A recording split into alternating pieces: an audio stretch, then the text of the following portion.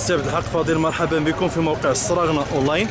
اليوم انت حضرت يعني واقعة الصراع بين رجال القوات المساعدة ومع البائعين هنا في السوق العطاوية.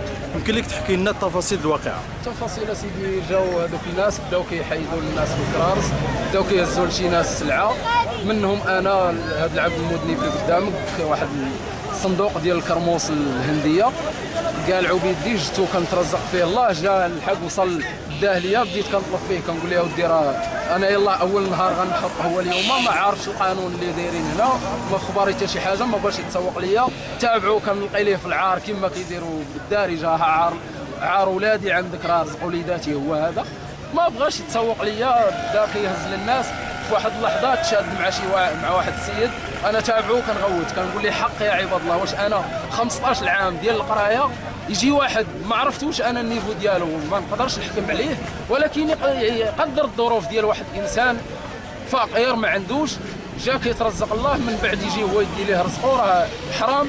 بدات مناوشات، جاو شي دراري صغار اللي هما اطفال قيسوا بحجرات بحال هكا، جاو شي وحدين فيهم هما بداو كيهزوا في الحجر وكيضربوا في الناس، منهم واحد السيد راه ضربوه لصدرو، راه تقريبا مشى بحالو كاع، ما بقاش خدام. صافي ملي كثرات الصراعات ولا كلشي كيقايس بالحجر وهما كيضربوه، والباعه المتجولين كيضربوه، جمعوا باكطاج ديالهم، داو السلعه اللي كانت في الطوموبيل ومشاو.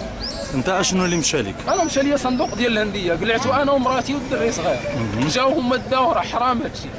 الا كان هكا كيبغي سيدنا، انا راه كنقول بانني انا راه ما بغيتش نبقى مغربي، الا كان هكا كيوقع للمواطن المغربي، انا راه ما بقيتش مغربي، بالحق راه هكا بزاف مستحيل.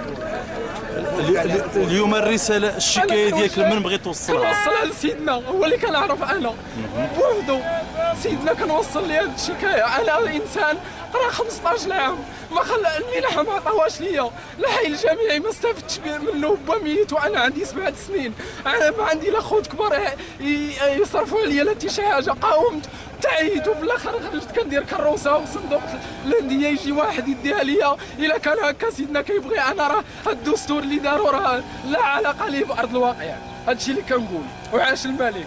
شكرا لك. بارك الله فيك، شكرا لكم نتوما اللي كتوصلوا الصوت ديال المواطن الضعيف للسلطات اللي المعنيه. شكرا، بارك الله فيك. بارك الله فيك.